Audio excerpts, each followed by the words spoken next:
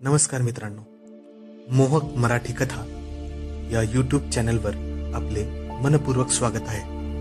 यात तुम्हाला नवनवीन कथा ऐकायला मिळतील। जर तुम्हाला मी सांगितलेल्या कथा आवडत असतील तर माझ्या कथांना लाईक आणि सबस्क्राईब करा आणि नवनवीन कथांचा आनंद घ्या। तर मित्रांनो नमस्कार, आशा करतो की शालूची गोष्ट या कथेचा पहिला भाग तुम्हाला आवडला असेल। आतापर्यंत आपण पाहिलं की राजेश आणि सुधाच्या मदतीसाठी शालूने एक मोठा निर्णय घेतला होता। त्यानुसार तिने राजेश सोबत शरीर संबंध सुद्धा प्रस्थापित केले होते आणि त्याचाच काय रिझल्ट म्हणून शालू आता प्रेग्नेंट होती। शालू प्रेग्नेंट राहिल्यापासून राजेश आणि सुधा खूपच आनंदी होते। त्यांच्या एवढ्या वर्षाचे स्वप्न आता पूर्ण होणार होते, पण पुढच्या सगळ्या गोष्टी लपून छपून करायच्या होत्या। आता सुधा रोज सकाळी उठून सगळी कामे करायची आणि शालूला काहीच करू द्यायची नाही। राजेश पण तिची खूप काळजी करायला लागला होता। त्याची चिंता तिच्याप्रती वाढली होती। त्याने आपल्या सगळ्या नातेवाईकांना सुधा प्रेग्नेंट असल्याची गोड बातमी सांगितली होती। त्या दोघांवर बाळ नसण्याचा डाग आता जाणार होता, त्यामुळे त्यांच्या परिवारातलेही सगळे आनंदी होते। तसे तर राजेश खोटे सांगत होता, पण काय करणार, त्याच्या गावातील काही नातेवाईक महिला सुधाला वांजवान म्हणत होत्या। तोही डाग आता पुसला जाणार होता, कारण शालू लवकरच त्यांच्या हाती एक बाळ देऊन या सगळ्यांच्या टॉन्टपासून सुधाला वाचवणार होती। बाळ होणार म्हणून नातेवाईकांची चहलपहल वाढली होती। सगळ्यांनाच त्यांच्या घरी येऊन भेटायचे होते, पण राजेश बऱ्याच नातेवाईकांना बाहेरच्या बाहेरून कटवून द्यायचा। तो ऑफिसला जाताना बाहेरून लॉक लावायचा, म्हणजे कोणी न सांगता आले तर लोक पाहून वापस चालले जायचे। त्यामुळे असे होणार होते की शालू कोणाच्या नजरेत पडणार नव्हती आणि यामुळे सुधाचेही पोट कुणाला दिसणार नव्हते आणि कुणालाच काही माहिती पडणार नव्हते। जर कुठे बाहेर जायचे राहिले त्यासाठी सुधाने नकली बेबी बंप ऑनलाईन ऑर्डर केला होता। बाहेर जाताना ती आपल्या पोटावर ते लावून घेत होती, त्यामुळे ती प्रेग्नेंट दिसत होती। सुधाने समोरची तयारी पहिलेच करून घेतली होती। शालूने पण आपल्या घरी निरोप पाठवला होता की ती शहरात नोकरीला लागली आहे आणि पुढचे 6 महिने बॉन्ड असल्यामुळे ती सुट्टी घेऊ शकणार नाही। डॉक्टरांनी पहिले 4 महिने शालूला खूप काळजी घ्यायला सांगितली होती। हळूहळू 5वा महिना लागला आणि 6वा महिना सुरू झाला। आता शालूचेही पोट दिसायला लागले होते। जेव्हापासून शालू प्रेग्नेंट राहिली होती तेव्हापासून राजेश आणि सुधाने त्यांची बेडरूम तिला राहायला दिली होती, कारण त्या बेडरूम मध्ये एसी होता आणि ते दोघेही तिला जे जे देऊ शकेल त्या सगळ्या फॅसिलिटी द्यायचा प्रयत्न करत होते। सगळं अगदी गुण्या गोविंदाने सुरू होतं, पण अचानक एका दिवशी रात्री शालूला असे वाटले की तिच्याजवळ कोणतरी येऊन बसले आहे। काळाकुट्ट अंधार केला होता त्या व्यक्तीने। तिला वाटलं की राजेशच आहे जो तिच्या पोटाजवळ येऊन बसला आहे। तो शालूच्या पोटावर हात फिरवत होता, जसा एखादा वडील आपल्या होणाऱ्या मुलाच्या डोक्यावरून हात फिरवतो। हे शालूला वाटले की तो आपल्या बाळाला फील करत आहे, म्हणून तिने काहीच म्हटले नाही आणि त्याला तसे करू दिले। त्याच्यासोबत अनेकदा झालेल्या शरीर संबंधामुळे शालूला आता त्याच्यापासून कम्फर्टेबल वाटायचे। असे पुढचे 2-3 दिवस झाले। शालूला प्रेग्नन्सीमुळे खूप कमी झोप यायची आणि अचानक तिचा रूमचा लाईट बंद होऊन जायचा। तेव्हा तिला कोणीतरी जवळ आले आहे असे वाटायचे आणि तो राजेशच असायचा, कारण तो सगळे लाईट बंद करून द्यायचा। पण एवढ्यात तो फक्त पोटावरच हात फिरत नव्हता, तर तिच्या छातीवर पोटाखाली हात फिरून तिच्याशी शारीरिक लगट करायचा प्रयत्न करायचा आणि तिचा हात जबरदस्ती आपल्या त्या भागावर घेऊन तिला जबरदस्ती त्याला टच करायला लावायचा आणि खेळायला लावायचा। एक दिवस तर त्याने डायरेक्ट शरीर संबंधच प्रस्थापित करण्याचा प्रयत्न केला। या कंडिशन मध्ये तसे करणं योग्य नव्हते, त्यामुळे शालू खूपच घाबरली होती। दुसऱ्या दिवशी तिने सुधाला याबद्दल सांगितले, तर सुधाने म्हटले, हा तुझा भ्रम असेल, असे काही बोलू नकोस, कारण राजेश रोजच माझ्याजवळ झोपतो आणि आपल्या दोघांपेक्षा त्याला जास्त त्याच्या बाळाची चिंता आहे आणि खरंच असे काही झाले असते तर तुझी तब्येत खराब झाली नसती का? तू माझ्यासमोर उभी राहून बोलू शकली नसती। सुधाला असे वाटत होते की खरंच शालूला काहीतरी स्वप्न पडत आहे, कारण तिला राजेशवर आणि त्याच्या प्रेमावर खूपच विश्वास होता आणि तिला माहित होते की ती एक फक्त डील झाली होती, ज्यानुसार राजेश आणि शालू काही दिवसच शरीर संबंध ठेवणार होते, जोपर्यंत शालू प्रेग्नेंट होत नाही। त्यानंतर तो तिला टचही करणार नव्हता। पण इकडे राजेशचे असे करणे रोजच सुरू होते। शालूला वाटायला लागले की राजेश खरंच तर आपल्या प्रेमात नाही पडला, कारण शरीर संबंध हा एका प्रेग्नेन्सी पुरता होता आणि ज्या पद्धतीने शालू सोबत तो रोज लगट करायचा प्रयत्न करायचा, तिला असे वाटले की राजेश तिच्यासोबत इमोशनली अटॅच झालाय म्हणून। शालूला त्याच्याबद्दल काही इमोशनल वाटत नव्हते, कारण ती खूप प्रॅक्टिकल होती। एक दिवस असेच झाले, राजेश शालूच्या रूम मध्ये आला आणि त्याने सगळे लाईट बंद केले. शालूला झोप लागली नव्हती. तो तिच्या जवळ येऊन बसला आणि रोजचाच खेळ करायला लागला. पण आता त्याच्या मनातले विचार थोडे वेगळेच वाटत होते.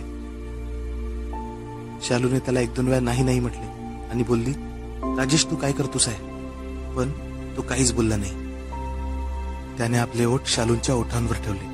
शालूला आता थोडी भीती वाटली, पण राजेशही ऐकायला तयार नव्हता.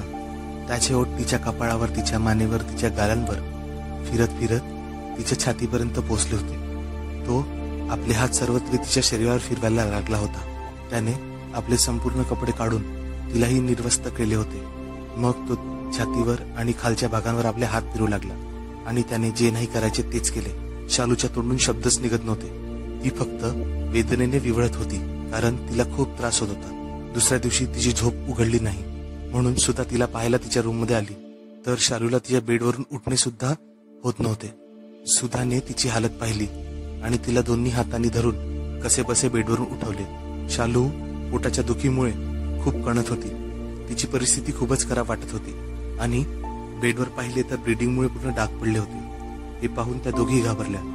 राजेश घरी नव्हताच, त्यामुळे त्या दोघीही जवळच असलेल्या एका लेडीज डॉक्टरकडे गेल्या.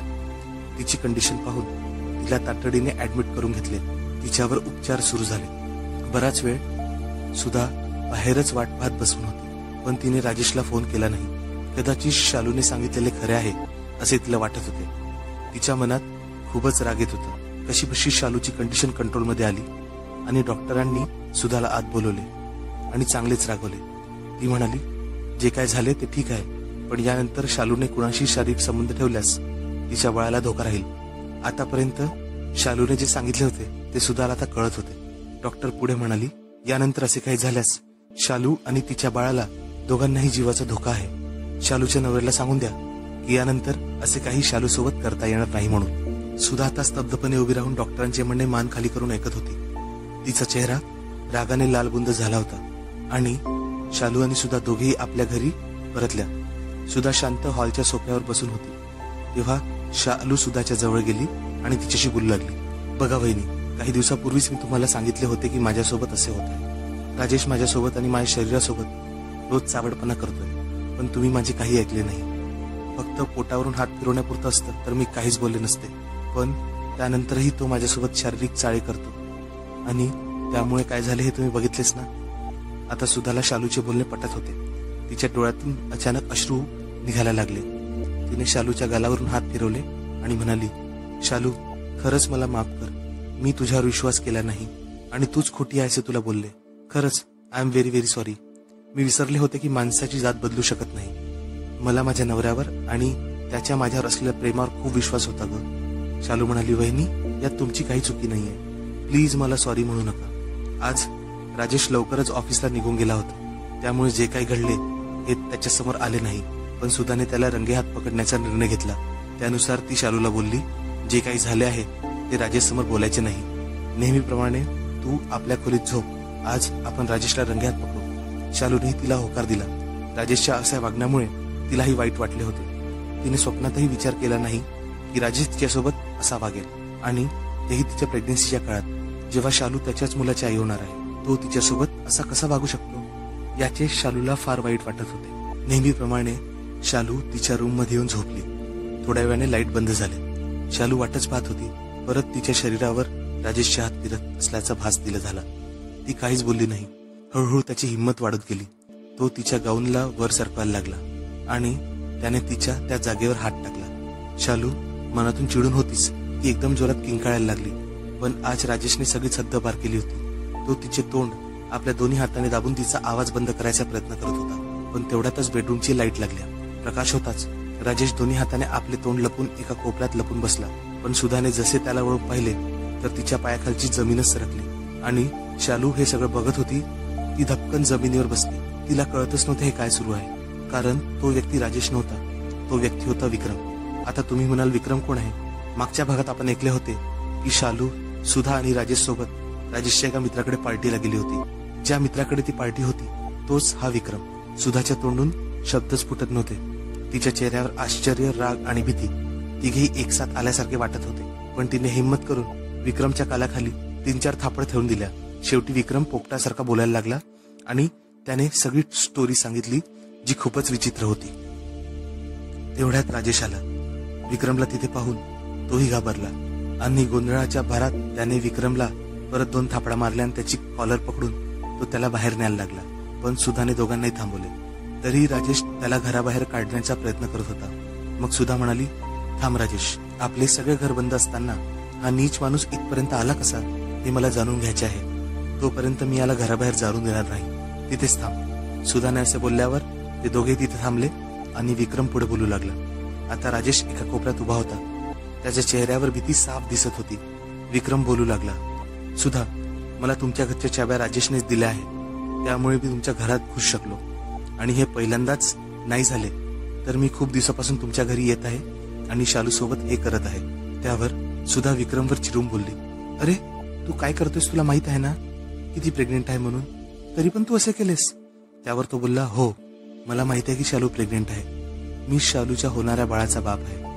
हे ऐकून शालूला अंधारीच आली. सुधाच्या तोंडून शब्दच पडत नव्हते. ती राजेशकडे रागाने पाहू लागली. राजेश मान खाली घालून उभा होता. तो काही बोलण्याच्या स्थितीतच नव्हता. सुधाला कळत नव्हते की काय सुरू आहे. तिने विक्रमची कॉलर पकडली आणि त्याला परत 2 थापडा ठेवून दिल्या. नंतर ती त्याला बोलली, हे काय बोलतोय, तुला तरी कळतंय का? खरं खरं सांग, हे काय सुरू आहे, नाहीतर मी तुला पोलिसांमध्ये देईन. पोलिसांचे नाव ऐकून विक्रम खरंच घाबरला आणि तो पुढे बोलू लागला. तर झालं असं की 4 वर्षापूर्वी राजेश माझ्यासोबत बोलत होता. त्याने मला सांगितले की आम्हाला बाळ होत नाहीये. आमचे एक डॉक्टर मित्र आहे, त्यांचे नाव आहे सतीश, ज्यांच्याकडे तुम्ही सगळी ट्रीटमेंट केली आहे. मग त्या डॉक्टरने सुधाची आणि राजेशची दोघांची टेस्ट केली. त्यात त्यांना समजले की राजेश कधीच बाप बनू शकत नाही. त्याच्या स्पर्म मध्ये प्रॉब्लेम आहे. आणि राजेशने त्याचा मित्र डॉक्टर सतीश यांना रिक्वेस्ट केली की ही गोष्ट तो कधीच कुणाला सांगणार नाही, अगदी सुधालाही नाही. या उलट दोघांनीही सुधालाच असे पटवून दिले की सुधामध्येच काहीतरी खोट आहे आणि तीच आई होऊ शकत नाही. कारण राजेशला असे वाटत होते की त्याच्या नपुंसकपणाबद्दल जर सगळ्यांना कळले तर त्याची बदनामी होईल, त्याच्या पुरुषार्थावर प्रश्नचिन्ह उभे राहील. हे त्याला होऊ द्यायचे नव्हते. तर मग दिवस असेच जात राहिले आणि सुधाला वाटत राहिले तिच्यामुळे यांना बाळ होऊ शकत नाही. आणि अचानक शालूची एंट्री झाली. पुढे सगळं राजेशने मोठ्या हुशारीने सुधाच्या डोक्यात फिट केलं आणि शालू थ्रू बाळाला जन्म घालायचे असे सुधाच्या डोक्यात टाकले. शालू पण तयार झाली. आता पुढे प्रश्न होता की कसे करायचे. राजेशने मग विक्रमची मदत घेतली. पार्टीमध्ये पाहिल्यापासून त्याला शालू सोबत शरीर संबंध ठेवण्याची इच्छा त्या दिवसापासूनच होती आणि राजेशमुळे ही संधी चालून आली आहे हे कळताच तो एका पायावर तयार झाला आणि त्याने होकार दिला. आणि मग सगळ्यात पहिल्या दिवशी जेव्हा राजेश बाथरूम मध्ये होता तेव्हा विक्रमही त्याच्यासोबत तिथेच होता.